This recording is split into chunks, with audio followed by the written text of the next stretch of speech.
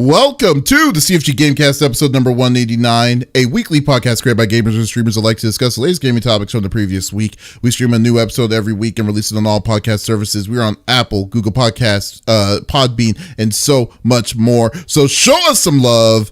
Do us a favor and give us a like on Facebook, a subscribe or follow on Twitch or YouTube, or go to our main website, confreaksandgeeks.com, to not miss an episode. I am Mr. CFG Games himself, Davis Green, and with me today are my two awesome co-hosts. I got Lex in the second seat. What is going on, my cyborg?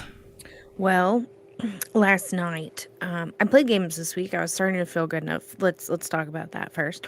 I played Mr. Hop's Playhouse 3, and I know I've mentioned before that I played the first two, obviously. They really changed up the game style, and I'm really enjoying it, and I think it's really good. So if you are also doing like the 100 days into Halloween, it's a good little pickup. But I had a little girl date with Scorp Kitty last night, since Smitty is out of town and Miss Steal Your Girl apparently, and we played the Tartarus Key. I got her to play it. You got her to actually play a video game. That's actually quite impressive. How did she like it?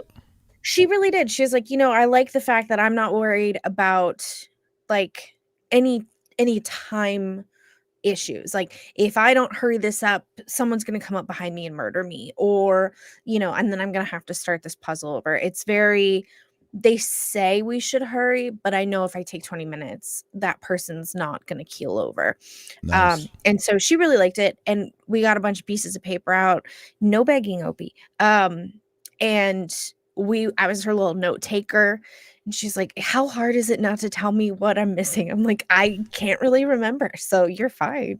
There's so many puzzles, and some rooms have multiple puzzles inside of them, and so you kind of have to, like, I have 5 sheets of paper, and I left them here with all of my note taking so that I could do a quick playthrough later and get the secondary ending.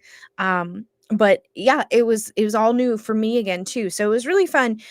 We got to room 4, third puzzle. If you guys have played, maybe there are a few other, you can go to a different door instead of that particular one, but anyway, it was a lot of fun. So she's in the projector room area, but we had a blast. I also showed baby Smitty my cyborg parts, and she was intrigued, and she kept saying, "You're a robot?" And I said, "Yes, I am a robot." And she goes, "No." She'd poke my cheek, and she'd go, "You human?" And I'm like, "No, I'm a robot." And we made a whole game of it, so it was fun. I got to hang out with all the little Smitties, all the girl Smitties yesterday, and got to play some fun games. So that basically covers it, if I'm being real with you. Very nice. Awesome. That's good. That sounds like an awesome time. That's cool. And yeah. And as you can tell, Smitty is not here. Smitty is enjoying drinking it up with the Voodoo Ranger Lounge in PAX West this week in Seattle. So we have a replacement for him. We have an awesome Twitch streamer that plays that's a variety streamer, but is currently been playing some hardcore Warframe with some friends. So I'd like to welcome it's Yosh to the show today. How are you doing, sir? Oh, doing great, man. Doing great. Thank you for having me. Feels good. Feels good to be a part of this. I love like talking on podcasts. I don't know. So I guess that's why Smitty messaged me. He's like, dude, I'm gonna be out of town this weekend. Like, I think he messaged me like 2 days ago, and he's like, you want to be on a podcast this weekend? I'm like, checking the time. I'm like checking my calendar. I'm like, yeah, why not? So yeah, but yeah, my week's been doing pretty good. The time has been doing good. I've been doing a streamathon on Twitch. We're on day like 41 tonight. And I think it's like we're going up to 60 days now. So it's been crazy, but the wife has been supportive, I stayed on a little longer last night, and I was like, if you let me stay on a little longer tonight, I'll make you some biscuits and gravy tomorrow. Like one of her favorites, So, I woke up today, I got a few hours of sleep. I was like, made her some biscuits and gravy. And she was like, if this is all I have to do for you to make me biscuits and gravy, then you can do it more often because it's like one of Say her favorite less. foods. Yeah, exactly. So I'm on board. You're on board. Yeah. Just with the biscuits and gravy. Oh wow, that's a good out. That's a perfect out. Oh my god. Exactly. You gotta know your outs. When you've been married for almost 9 years, you gotta know your ins and outs. So, It's like, hey, I know how to get out of this perfectly. Yeah. But God, it's freaking hilarious. So what about, like, as for me, dude, I've just been, wow, actually I've been really busy. Apparently, because like, besides looking for jobs, because I'm going to be losing mine at the end of the month, which is fine. But I've been, where they are, I can go there. I can, just go, Gone. Yeah, I've been doing that for the first half, but then it was really crazy. So like so I've been playing a lot of course, Baldur's Gate 3. Still been consistently been playing that. I'm hitting 200 hours in that game. And what's it called? Oh, then I was playing. I did a group stream of playing the new Ninja Turtles DLC game that came out last week or yesterday, a couple days ago. I was playing that with some friends too. We did like a crazy 6-player stream of that, which is pretty fun. Yeah, it was really hilarious. And then apparently you could change your colors to like the classic Game Boy color, so you're just a spinach green, all green color and stuff. So we decided to do it. Yeah, we all decided to do that. So we didn't. Sometimes we got confused on who was what. Yeah, I was say, did you know like which one was which? Yeah. Yeah, we had to like say, okay, wait, I'm Leonardo, so I have the swords, right? Okay, cool, let's go with it. So, yeah, we had a great time doing that. Then also, and then like, I had a really cool interview. We talked to the narrator of Baldur's Gate 3, Amelia Tyler, did a good interview that's going to be released on Friday this week, which is crazy. I just love British accents though. It's just like it was just perfectly great. I can listen to that all day. But if you're a CFG member on our page, the CFG store, you get to. We're going to be releasing it out on Tuesday for that video too. So definitely if you're wanting to check that out. But yeah, so it's been very busy. Been a busy, productive week. So definitely just moving on from the most part.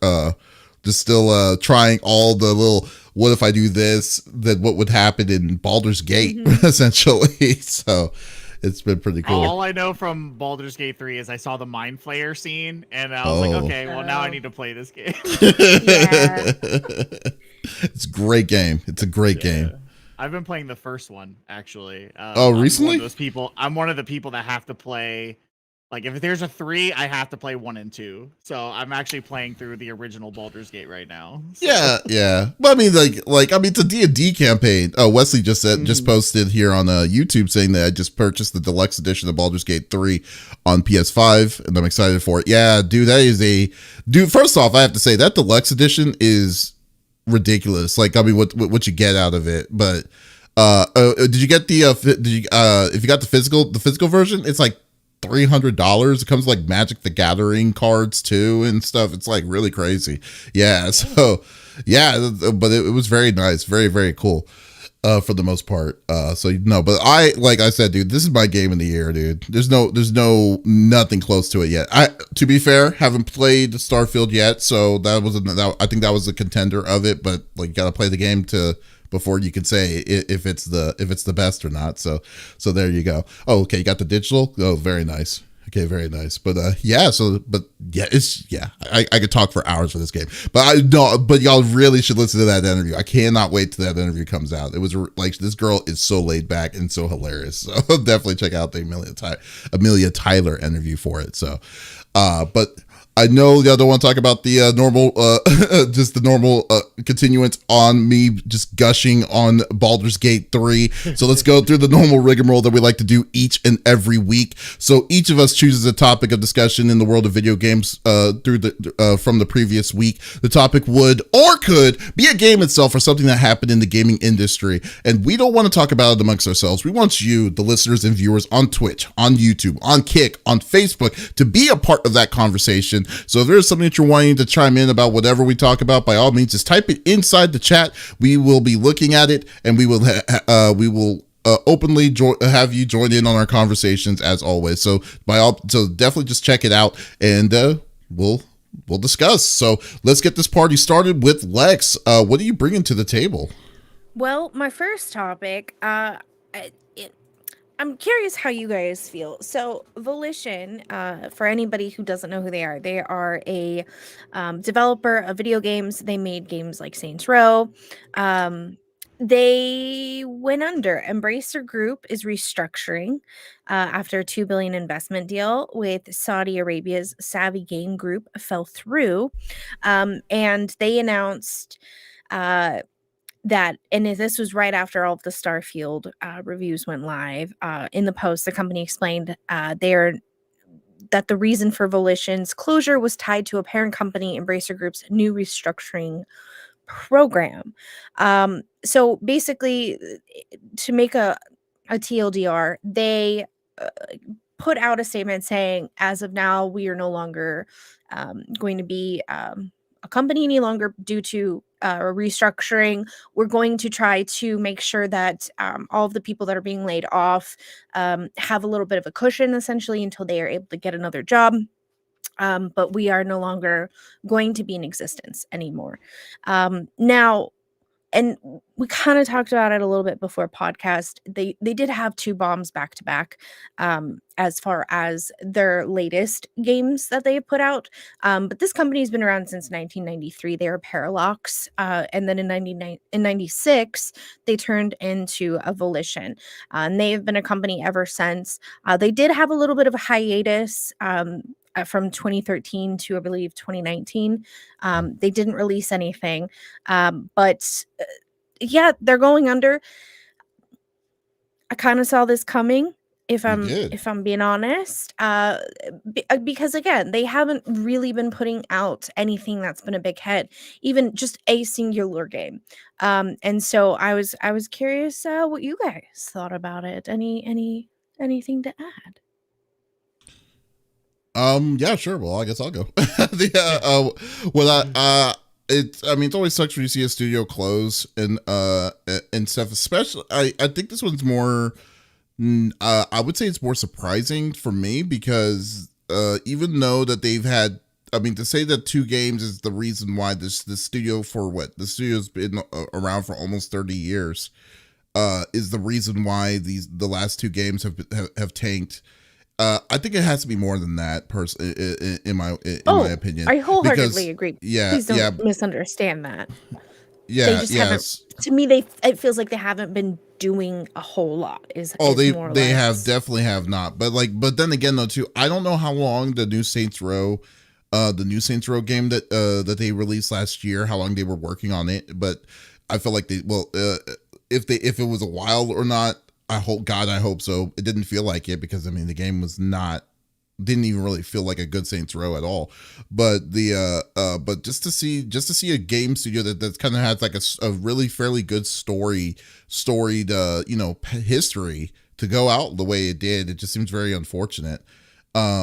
Like they've been, yeah, so like it's sad to see them go. I know they weren't like, the AAA company, so I could see them being the first in line if there were cuts. I could easily see them to being exposed to it, but it's just a shame. It's just a shame to see, just to say goodbye to it. And now I guess the biggest thing is like if they decide to bring Saints Row, which is I don't even know if it's going to be if there's a place for it anymore at this point. Like where will it go afterwards?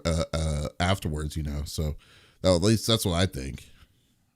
Yeah, I think the main issue with stuff like this happening is like they've kind of been locked in and making Saints Row games since like 2006. Mhm. And that's all they really have done since then. Like Saints Row 1, 2, and 3 were all great games, don't get me wrong. I enjoyed all three of those. But if you realize they got acquired by Deep Silver in 2013. Mhm. And then from there they released Saints Row 4, which was not in the same line as the first three, in my opinion. And then they released Agents of Mayhem, and then they released a reboot of Saints Row, which you said you don't know how long they spent. They spent 5 years developing 5 years on that and game. getting it going. 5 years Wow. on that game. Because Agents of Mayhem released in 2017.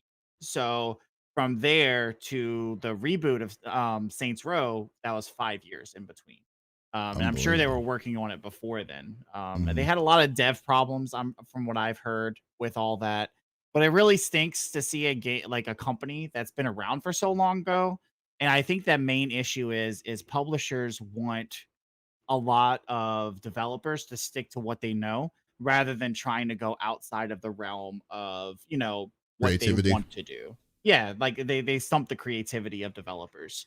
We can talk about Saints Row, but they made Descent and Free Space, which was both amazing space shooters released in the late 90s on PC. So they have that creative bone in their body. It's just that they were just, like I said, I feel like they were locked down to Saints Row for a bit too long. And besides working on a reboot of Saints Row, I feel like it should have just been a whole new project entirely, and they should have just did it outside of the Saints Row name. I mean, you know what's actually kind of really a little bit worried, like not worried, but like what they could have done is like, what if they just wanted to do something completely different, just at all? It would have been helpful at this point in time, because you're talking about Saints. They were at the fourth version of Saints Row. That's like Saints Row was basically the closest thing of competition to what you would call with GTA, which is like not even close, And then they had a different leaf when they what was for the one that they introduced superheroes or something like that. Yeah. Okay. So they knew that they knew that what they had was going to be something that was super comical, something that was going to be super, taken seriously for the most part. So they've already done everything they really could have done with what they did with Saints Row. That's why, like, maybe when they did this quote unquote reboot, if they decided what if they made a different IP, or maybe try to stretch it to say, hey, we want to do something different, and we could be talking about something completely different now, Mm-hmm. I agree. I agree with you a lot, Yosh. I think publishers want you to stay in your lane, and that does stump creativity. Where I'm curious though, you have over 130 employees. I play a lot of indie games. Well, of course, there are a lot of more or less horror based, but I play a lot of indie games, and a lot of them are in early access. And these games are 2 people, 4 people, 6 people, under 10 people, and the level of creativity, the level of the structuring, the visuals, all of that, the musicality of the game, which of course is all a part of the horror genre, makes it, right? And I find it really hard that you're going to do a reboot with this many people, and yes, maybe you want to go outside of your realm, but the publisher is saying no, you need to do a reboot. Okay, fine. Why is it so lackluster, right? I just To me it's frustrating. Um and yes, I'm sure it's frustrating to them if they want to go outside of their realm, but you have so many people, and this is what is coming out of it. And again, it sucks that people are losing their jobs. It's never fun to hear that. I just, maybe these people will be happier elsewhere with other companies where they can have their creative freedom. I don't know. Well, like Wesley was saying, that the first 3 Saints Row games were the ones that he really loved those games. It's funny. They were great. I never played the Saints Row Really? until Saints Row 2. No, Saints Row See, 3. I was so a Saints Row girly and not a GTA girly. my roommate was a hardcore Saints Row fan back in the day. So I was just like, okay. So I tried maybe for 2 hours, and I was like, hey, this isn't bad. Then you had the giant dildo sword. Yeah, and stuff. It's just like freaking hilarious. There's a lot of crazy stuff that happened in that game, which is really cool. Yeah, Saints Row 3 has the most memorable moment in gaming to me. It's when you jump out of the helicopter and they have Kanye playing in the background, and you just pull the parachute out and you land on a rooftop and you're gunning down a bunch of people. Like, it was just like that's when they started kind of getting a little over the top, but it was so much fun. Like, it was one of my favorites. It's true. And I mean, and as for the with the Embracer group with this thing, it's actually kind of funny because Smitty and I were actually talking about that whole deal with the savvy gaming group like partnership to fall through. That we were thinking that like that was the thing that they were going to do to keep some of the stuff that the projects that they were trying to keep up was right, because you have to fund it somehow. Yeah. Right. Yeah. but like to say that that's the immediate because of that they're already immediately making these cuts because of that how that partnership dissolved is very very fast. So who knows what we might hear something else that's going to happen in the next like week or so from another group because like Embracer is huge. Embracer is a huge company. There's a lot of different studios that they own, so I will not be surprised if we'll be seeing some more of of things like this to happen, you know, because like it's just yeah, it's unfortunate to see. Like I don't think no one would. It kind of sucks because the way that this is going to disappear it feels like it's going to disappear out of the view of people because of the mediocrity that the impact of mediocrity that this studio had. They was like they weren't doing much. They for the most part in the past, like overall the past 10 years only released one or two games, and those two games were at best AA at best, and they both tanked. So like it really sucks that that people are going to forget that this at one point in time the studio actually were making fairly good games. It's just been such a long time, you know. Yeah. So If we're gonna reboot anything, I would have liked for them to reboot Red Faction. I think that would have I would have been so happy. Especially in like the scene that we have with Doom now and everything like that. Like bringing Red Faction back with being able to explode destroy anything you want. Like that would have been amazing if they would have brought that back. That would have been amazing. That would have been perfect. Actually, yeah, you're totally right. But I'm not the one sitting in the boardrooms, you know. So. Right. But then again, though, too, is it kind of annoying that that's where we're at right now? Like, you know how it is in movies. Like, I don't know, maybe I'm putting my old man hat on, but like, you know, like in movies, they're doing it's all about reboots and remakes and stuff like that, as opposed to creativity of new IPs and stuff. Like, we barely don't see that. Like, compared to, like for what we like. I mean, even compared to like, I would say the PS2 era was probably one of the like had the most random game, like some of the most random games that they came out and they just didn't even care, you know. But then now it's like it just seems so meticulous on what is being released and like and you know when you hear the stuff that Baldur's Gate's going through because of how much of a success that they're doing it because they're not doing it the conventional way of game development, game development is and stuff, and they're getting a lot of flack for it. It's like that's the one thing I really kind of just wish is just like, I mean, I wish to just stop doing these remakes as much, you know? I always wonder, like, who is sitting in the boardroom and who's sitting next to them saying, yeah, that's a good idea. Let's just reboot that. They're playing it safe. They're playing it safe. Yeah. That's what it is. Yeah. Well, and they could have even done like a spinoff of a Red Faction and it would have been fantastic.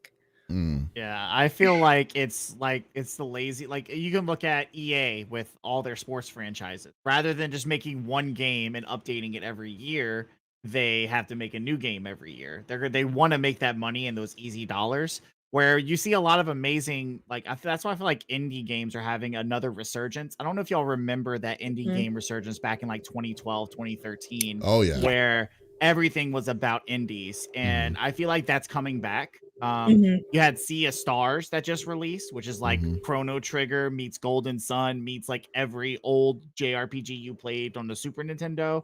Right. That's a phenomenal game. No Man's Sky is still releasing updates for their game that they released 7-8 years ago. Yeah. 3 updates for everybody to run, and that's a 12-person studio. Right. Wow, it's only 12 people still? Yeah, I think it's like 12 to 20 people still. Like it's not as much. And but they're releasing free updates for people to play like constantly. And I just feel like we're getting another one of those resurgences where people are just going to start floating more to indies rather than these AAA studios.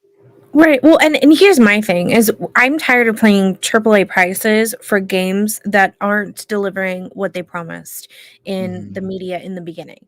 It's just why am I paying $60+ for a game that's not even a finished game? It's not a finished product. Whereas I can go to an indie developer and it's 2 people and they're doing early access because they want to hear from us. They want to hear from us. What are your ideas? How do you feel about this? And it feels like you're a part of it, right? You're at the ground floor of something. The problem with indies is that it's a hit and miss. That's the problem. Yeah. I think it's I agree. it's but very I'm very volatile on like not sad when you about get these missing out games.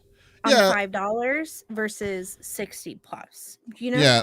I mean, well, yeah, yeah. Well, like my strong feelings about early access, and definitely with that it's usually I'm not usually on the board with the way development works with early access, but like I definitely see the appeal on like more on like trying to get the underdog to kind of be more noticed and stuff, because like I mean look at Sea of Stars for instance. Sea of Stars was something that I think was made took what 4 or 5 years for it to be done, and then it was really like a person's personal passion project, and I think he went initially on Kickstarter for it, and when it got the full steam of like the RPG community, it became a bigger project than what he was anticipating it to be. Thus I can understand why he and he left it out of early access, which I think was a great move in my opinion, because that would have been annoying to play an RPG that's not finished. But so the biggest thing, like just to kind of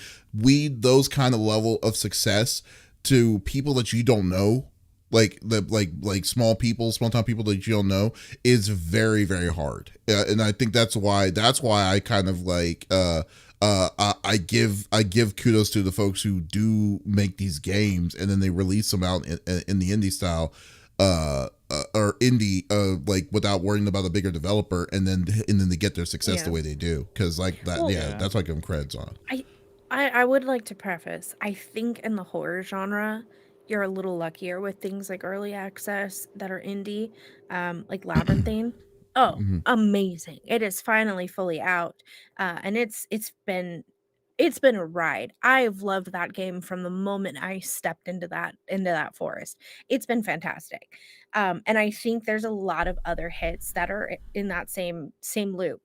Outside of the horror indie genre, just in indie, I haven't had as much luck with early access, like Davis said, but I feel like I'm just hitting win after win in my genre. I'm so happy about it. Right. It really depends with early access titles, because with early access, you have to look at it and be like, okay, do I want to support this game development? Like, does it look like they're just pulling assets from Unreal and there's no real creativity, or are they actually building something that's unique and different?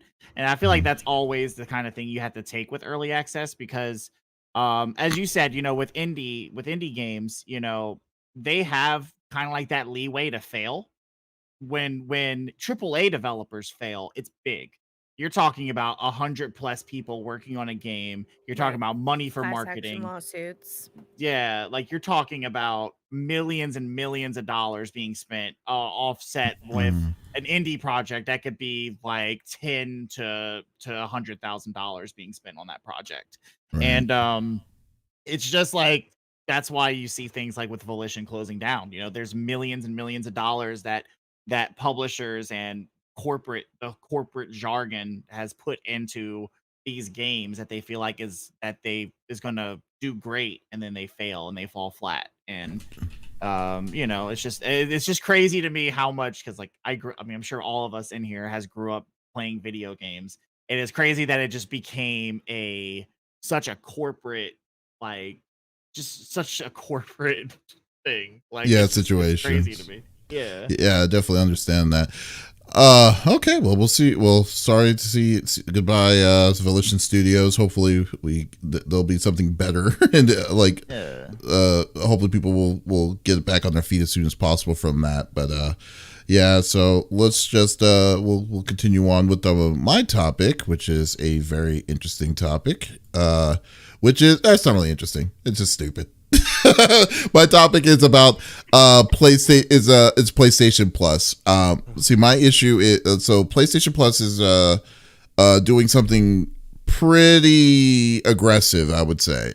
So they are going to be increasing their prices for their online play for all their sources here. So what they're doing is that they're going to be charging. So right now, PlayStation Plus for a year costs $59.99, $60 a year. So they're changing. So they're upping the price from $69.99 for the Essentials package to $80. So that so it's going to be $79.99 a year. Their mid-tier package, which allows you to play PlayStation 4 emulated games and PlayStation 4 emulated games and oh yeah, no, PlayStation 1. No, no. PlayStation 1 classics, right? Or no, that's the ultimate package. Yeah, oh, gotcha. I think it's just the PS4 limited digital library. I think it's like 400 of them. And then the PlayStation 3, you mean? Or is it PlayStation 4? It's still okay. PlayStation 4. Yeah, it's PlayStation 4's specifically. Then PlayStation they're charging. They're going to charge $159 for the or $159 for $139 for the PlayStation the extra one, the middle tier, and the final tier, the ultimate package, is going to be costing $170, so $169.99 for everything. So it allows you to play PS3, PS4, PS1 library games and stuff like that for a whole year. So I was like, so this increase is increasing the game. It's increasing to 35% increase of for just to get online access. I was like, wow, that is insane. Like for me to say that that's how much they're charging for online. Like, don't get me wrong, I'm fine with a price increase, like, because it's only inevitable. That's the way I've always looked at it. But the way that they're charging it up, and then what's even worse is there's nothing that they're adding to it. They're just saying, oh, that we just have to increase the price up to 35% up. It's just going to be simple T. You just got to pay $80 just to play online on your PS5 is insane to me. I'm just like, are you trying to push people to the PC at this point? because that's what's ending up what's going to end up happening if you're going to jack up the price like that with these kind of crazy prices. So I don't know, man. Like, this is I'm not saying I'm angry, more like I'm very disappointed into this. I understand that, like I said, I understand about price increases. I know people know I mean, there's no one's ever happy when there's always an increase in price of how it goes, but this is way too aggressive. Way too aggressive for what you get. I mean, this makes, I think that it makes the Xbox Game Pass even more shine better now because of this crazy increase that you're doing. Because I don't think the Game Pass's prices has been announced that they're going to jack the prices up on that either. So nope. Yeah, $9.99. Yeah, so I don't know what's going to happen. I don't know what's going to happen. I know a lot of people are very, very angry about it, and I just wanted to see what y'all's takes, what y'all's personal takes are for it. Yosh, you go ahead, my dear. Oh, okay. Oh, so I have a PlayStation 5 and I have the premium package, and I will not be renewing it because it's not worth it. Here's the thing. The past year, PlayStation has come out with some pretty good games. They came out with the new Horizon Zero Dawn. They came out with the new God of War, things like that. It's not available on the premium package for me to play right now. I can't even play Last of Us 2 right now on the premium package. What? Really? So they don't even put their first party games on this premium package that you're playing. But if you have the Xbox Game Pass, you can play every game that Xbox releases day of. Okay, that's insane. But they do have a lot. They have a lot of games that you can just download, but so does the Xbox Game Pass, right? So it's not worth it. And then, of course, you can play the PlayStation 1 games. You can stream the PlayStation 3 libraries, which their remote play is garbage. If you're trying to stream a PlayStation 3 game, you're gonna get like 5-second delays on some of your inputs sometimes. Oh my god. But then they also have the PlayStation 2 and the PlayStation 1 emulation games. But guess what? I have a Steam Deck. I can emulate a PlayStation 2, a PlayStation 1, a GameCube. I can emulate whatever I want on that. So they're free of charge too. I don't have to pay a yearly subscription for it. So with the price increase, I feel like Sony is doing what they've been doing for a long time since the PlayStation 4, and they got a big head about it. Is that they're putting their consumers behind them, and they're trying to appease their stockholders, which is why their stocks are going up, because everybody likes that. But once PlayStation starts losing a lot of people subscribing, I think it's going to come back and bite them I by am next year. well. I'm surprised about. Okay, so I understand why they would probably do what they're doing about not having their exclusive first parties into that, because they know people are going to pay for it. They know people are going to go and buy that day one for the initial games itself. So I can kind of understand why they're doing that. But what's surprising is that, dude, we're 2 years in when Last of Us 2 came out, and you're still not able to play it is unacceptable, completely unacceptable for the amount of money. I haven't even my played it login. yet. I haven't even played Last of Us 2 yet because Sir, you could have my login. Yeah, I'll message you later. Freaking ridiculous. Yeah. This makes me mad. I was a Sony girly. My first a Sega Genesis was gifted to me when I was 12. But besides that, the PlayStation 2 was my first big ticket Christmas present item, and everyone in the family went and picked out games that were absolutely terrible for me. But you know what? I didn't mind. My kitty is hunting mice. Apologies. But and I get it. The prices are going to go up. That's fine. I am aware. However, you're telling no, I'm now an Xbox girly. Um, again, and there are people who are ride or die and will always be ride or die. I thought I was one of them. And I'm not kidding. I've been looking at PlayStation 5s all week. I've been thinking of getting the Spider-Man one. I've been on the fence, and I was about to hit the yes button tomorrow. And now I'm not, because I did I think I would be playing online with other people? I'll be honest, not really, because a lot of the games I wanted to play on PlayStation were Story one-player based. games. Story Right, driven. which fine. However, now you're nope. No. No, I mean, okay, here's what I think. Okay, that's what I think. And then I personally don't think you should be discouraged of buying the system, in my opinion. I think this is way too aggressive for Sony to even be messing around with their to be messing around with their PlayStation Plus members, which, by the way, Monk Bloody even says himself, and I totally agree with them, not enough added value for the price increase, which is like, yeah, you know what justify that, but would be better if they said that if they're gonna include like what's something simple that Yosh is not experiencing, which is saying we're gonna be giving you the access to our first party library if you have an ultimate plus. You're paying $180 for or $170 $180 for the top tier, and you're telling me that like that's not in your eyes going to be giving them people access to your possible you know what, this might be a little bit argumentative to me. I don't mind them not having a day one, because the reason why, because their setup is not like how Microsoft is. They don't need to depend on online itself, so they're trying to get them ducats for the people to spend $70 for Spider-Man 2. However, they need, but like 2 or 3 months in, they need to just say, okay, we're gonna put this on PlayStation Plus Ultimate, because there's no freaking reason otherwise not to at this level. Think about this. Let's say the 180 tag price, and they say, we're not going to give you day one, but if you buy 3 AAA games day one, after that, we'll give you X, Y, and Z. I don't think you need to buy anything at that point. $180, I think is I think it's in the range. But just wait for it. Just like a movie. There's not even but we'll give you this. Like it doesn't speak. They just said, what are you bringing to the table? Yeah, this is the issue. The difference, like between what Xbox and PlayStation does too, is Xbox is more multimedia.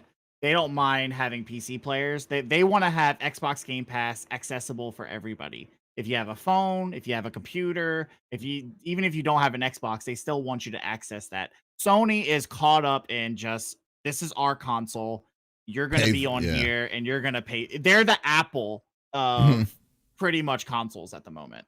And I think personally, like, to kind of counter what you said, I feel like if people are going to be spending $180 for PlayStation Plus a year, they should have 3-day early access to every new game that comes out and have that access day one. If I'm paying $180 a year, no, with I would say Xbox, yes. with the Xbox Game Pass, I pay what? Like, I don't even pay that much a year for my Xbox game Game Pass. Wait, do you play old? Do you $9.99 pay? Wait, how much is? Wait, I get the let's look regular it up. Game Pass. Let's look it up because I want to know because like it's not So even. do I. I think it's $100. It has to be $100 in a year. I'm locked into the $9.99. I know that because I was like, Xbox. Yeah, I do the $9.99 a month. So that's Okay, $120 a so year. $120. Okay, for $120 a year itself. So, okay, yeah. So I mean, I just don't even know. I think, but I think the reason they can get away with the is that the strength of the PlayStation first party compared to the strength of the Xbox first party.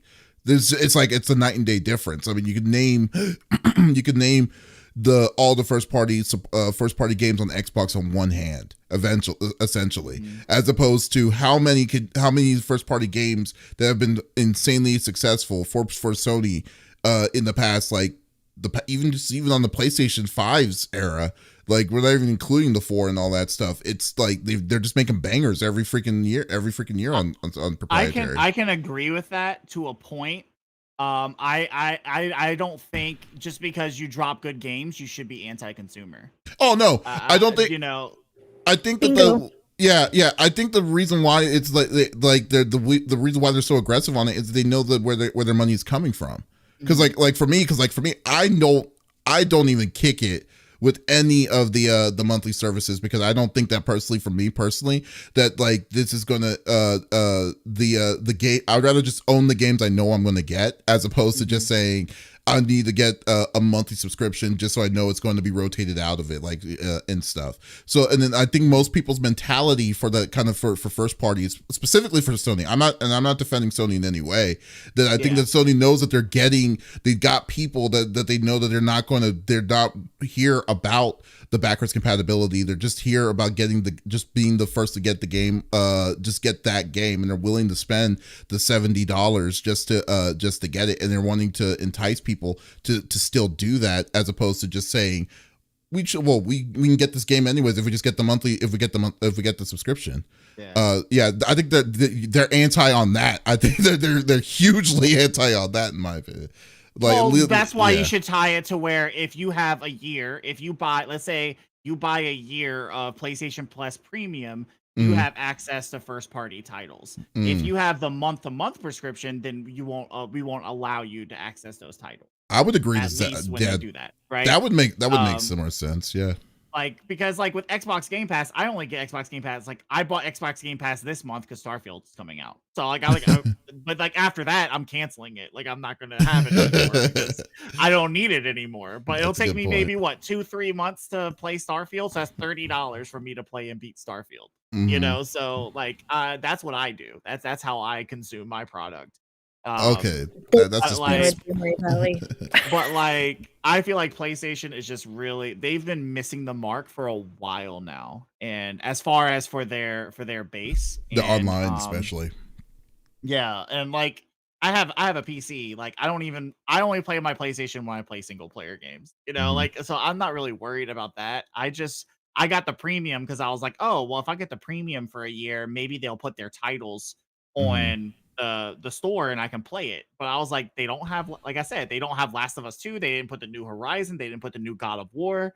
That's like crazy. I'm like, well, then I just wasted money for this year because they didn't release any of the games I was expecting to get on the platform so I could play it. And then they're doing the PC releases 3 years after they come out because Returnal came out, Ratchet and Clank came out, and then they're releasing the Uncharted collection. Spider-Man came out.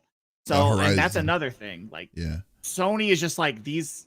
Only thing I think Sony is doing right is the multimedia aspect as far as like the Last of Us show. I heard the Gran Turismo movie did really well. And then Twisted Metal, if y'all haven't watched it yet, that show is fun as hell. It is fun as hell, and it's ridiculous. It's on our watch list. Yeah, it is unreal with how good it is. So I think Sony's hitting the mark with that type of stuff. But as far as like what they're doing with their PlayStation 5 right now, or like at least this generation, garbage. But it's been like that. If you've noticed that, like Xbox 360, like PlayStation 2, Xbox 360, PlayStation 4, Xbox Series, S and X is kind of like on the up right now. So Oh, I'm sorry. Go for it, Davis. Lex. No, you're fine. Go Yeah. ahead. I just think that overall, like, I just think that okay, like I said, it's just for me just to say, like, okay, you're telling me. For me personally, I don't play online. I don't usually play online with a lot of people on my PlayStation, anyways, because like I'm kind of a hermit when it comes to that. I don't like playing with randos.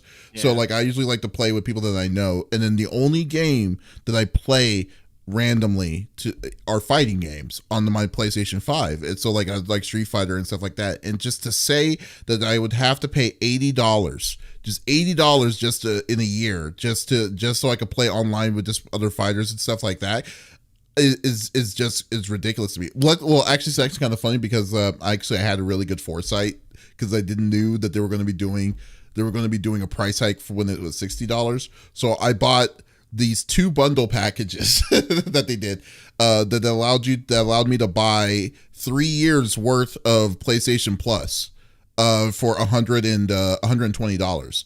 And I bought 2 packs of that, so I'm good for 6 years for PlayStation Plus. Yeah. So, but like to say that, but like I know a lot of people are not in that same kind of boat, and I just think that this kind of thing will turn people over to Xbox.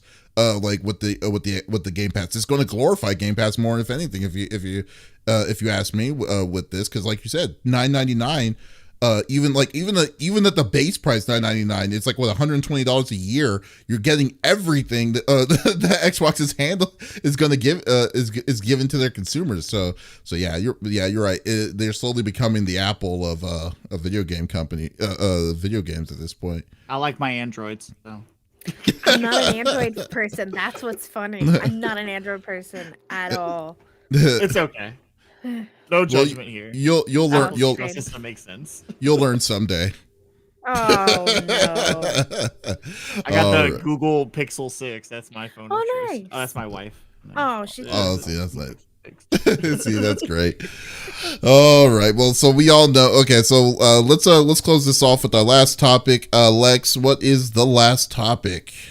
Sir, if you can pull up my graph, please. Let me sit up straight for this one.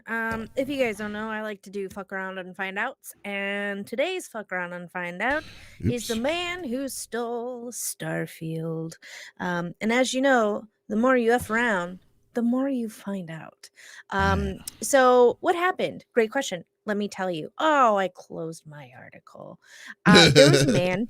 He decided, you know what I'm gonna do? I'm going to release X amount. Who is calling me? Oh, I can't talk right now. So I got my article. We're good. All right. Neighbors, gamers, shocked after records show Memphis man stole copies of unreleased Starfield video game. So a Memphis, Tennessee local man is facing 3 charges, including felony theft after being accused of selling stolen copies of a video game that had not been released yet. According to court documents, copies of the game were stolen from a distribution center in Memphis, then sold online. I'm not going to say his name because he doesn't need any more recognition. The game in question is called Starfield and is one of the most highly anticipated video games, as I'm sure all of us here are aware. He posted, which has now been deleted, 45 minutes of gameplay to YouTube. I believe he also did it on Instagram and TikTok, if I'm not mistaken. And then he posted videos showing himself shipping out copies of the game that he was selling. In some of the videos, he can be seen shipping off copies of the game and encouraging his followers to message him if they are also interested in buying one. Got another game here. I don't know what y'all be thinking, but I ain't doing no scams. So he's gonna do some jail time. Man, and it's funny. If you guys want to read the article, I won't steal from it. But his neighbors were assuming he was selling something else, not video games. A video game? So I find it interesting. They thought that he was stealing something else, but no, not stealing, selling something else with all the amount of cops that rolled up on his house. They thought they were doing that the cops were doing like a bust, not a video game sting. So his neighbors knew he was up to something sketchy, obviously.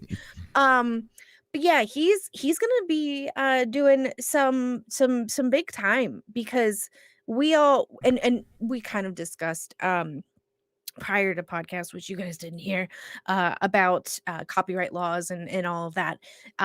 That's federal crimes. So are they going to charge him 60 plus times for copyright crimes? Because there's jail time in that alone, but times that by 60 something. I mean, How's that going to go down? It's theft. I mean, it's obviously 100% theft. It's theft, and initial grade is the fact that he stole those copies prior is one. That's one different kind of thing. So that's a whole different fight in itself. The second fight is the fact that he went like, I just found that he felt engaging. Like he felt he had the balls to do an Instagram video to the developers of the game directly, and then even said it directly to Todd Howard and stuff, and about like how good that the game was and everything. I'm just like, what kind of nonsense is that? Yeah, I don't know, what is that? Like, what are you doing? Yeah. So I don't think it's like copyright, but rather like they're going to bust him. They're going to bust him for. I mean, I guess you could bust him for breaking embargo, but like they also, if they wanted to, and you know that the company is going to definitely get. I mean, they're going to really F this guy's up, like history up. Because like, I think a mixture of just the hard jail time and the mixture of just like what he did to post up and then also put it on social, like put it on YouTube and all this stuff video. I mean, even though it got immediately down, you put it up for like fast enough, it's on the internet now. You're screwed. People copied that stuff all like so fast already. So like, it is so ridiculous. It's ridiculous, like what he's going, like just the emboldenment that he had to do all of this, you know, and you can't even fake the fact that fake the fact that he didn't know what he was doing, because like it's all on the internet. It's crazy. It looks like he's facing up to 12 years. So they're not going to slap him with copyright as of yet. They could obviously add charges, but it's felony theft at the moment. How many counts of that? One count of felony theft, you get like a $10,000 fine, and maybe some jail time, but usually you get put on probation. I don't think that's going to be the case here. That's going to also be like, that's also them they may sue him. They can sue him for this. Oh, 100%. Oh, boy. I mean, I get letters all the time. Hey, here's your key. Also, don't forget the embargo is this date to this date. If you break that, we can sue you. You know, like, I love Monk Bloody on YouTube is saying he had the best review, though. I think they should have integrated his to this ad campaign. They should. They should. Oh, that would be hilarious if they did. It's like, okay, now the street review, we have so-and-so who didn't buy the game. If they do that, they can't slap him with all this jail time. Well, they absolutely can, because that would be separate.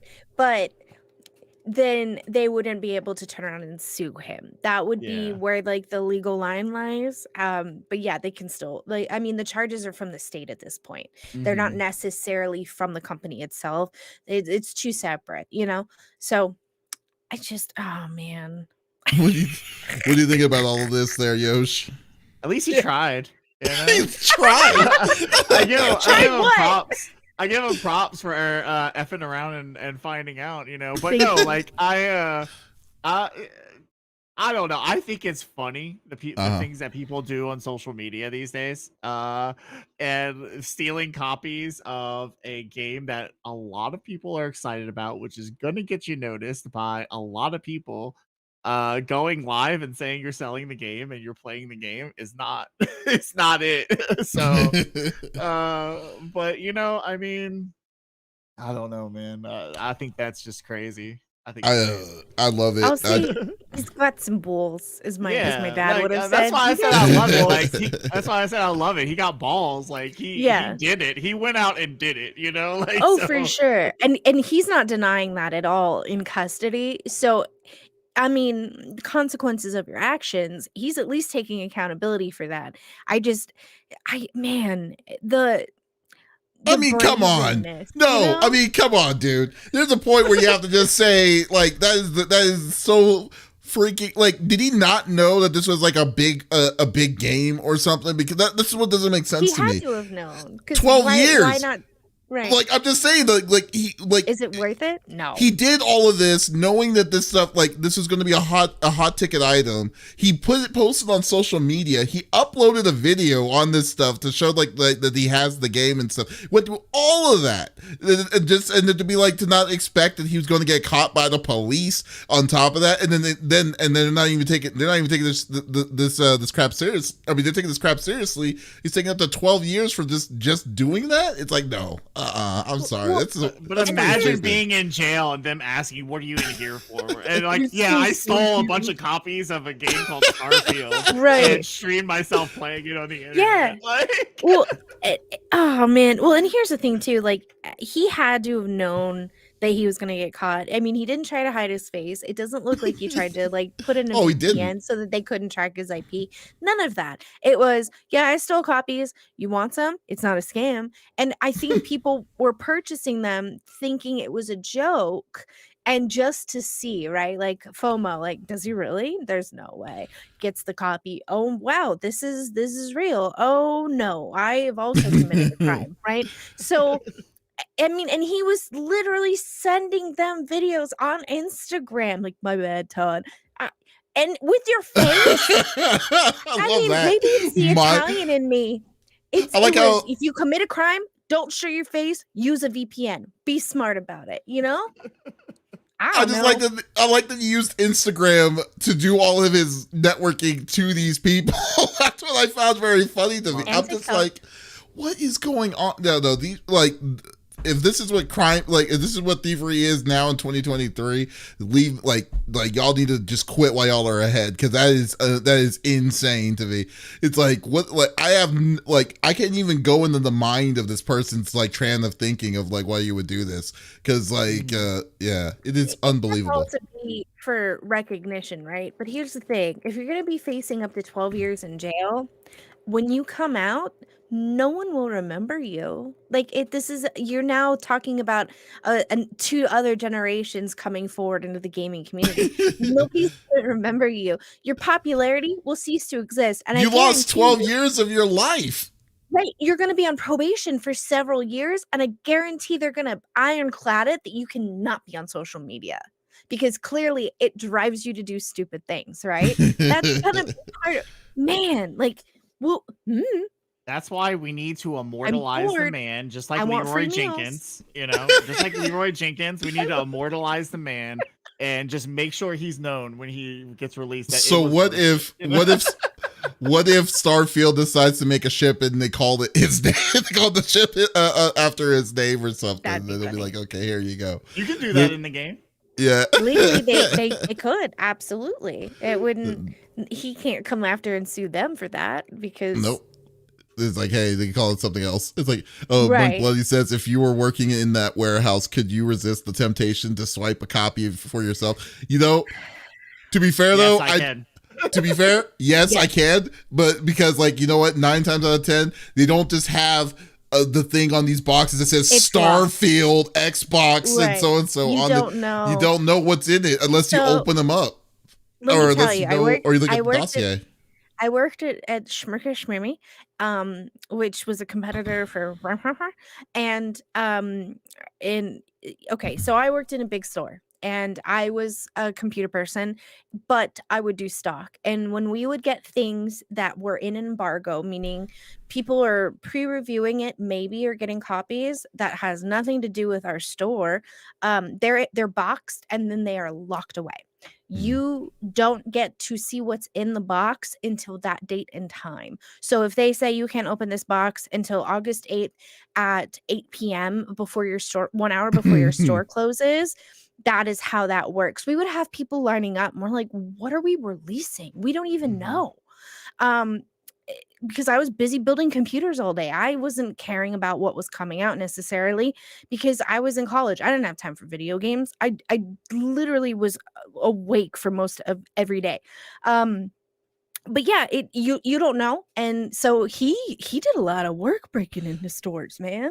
I'm Because just saying how do you know this. what stores even got copies? Yeah, I will say this though. I mean, like this guy, I bet you we won't even see a case. This, I mean, if he's already openly admitting to this, I won't be surprised if he's going to just do a plea.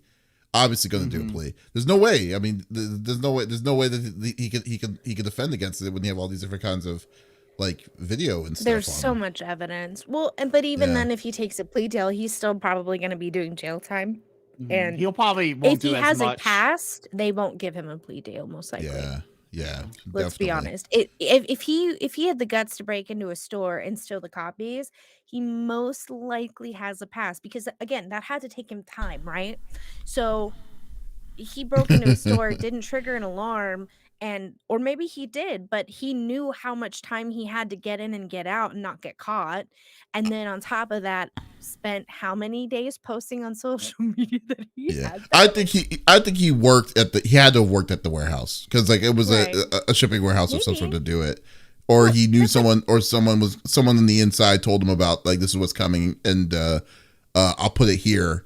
You take care. Yeah. You do the rest. You know. That's kind of like Yosh being like, man, someone broke into my house last week and stole all my cat treats. And I'm like, oh man, that sucks. Someone broke into your house. Look at these brand new cat treats I got. They were Right. broken. I'm gonna feed. Hello? Yeah. The calls no, coming from inside the house. That's freaking But yeah, ridiculous. that was my fuck around and find out portion of our stream. Today. Thank you Love it. for joining So in. I'm glad funny. you guys liked it. Thank So you. funny. Well, folks, thank you for listening to episode number 189 of the CFG Gamecast. Thank you for being a part of the conversation as always. We will be back again next weekend at the same time with some more awesome discussions. But in the meantime, if you did miss an episode on this week, that is perfectly okay. We release it every week at the beginning of each week.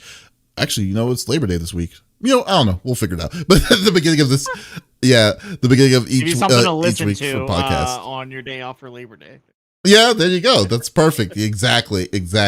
So we release it on all podcast services, Apple, Google Podcasts, Podbean. I'm trying to not say Stitcher because Stitcher's leaving. They're shutting down.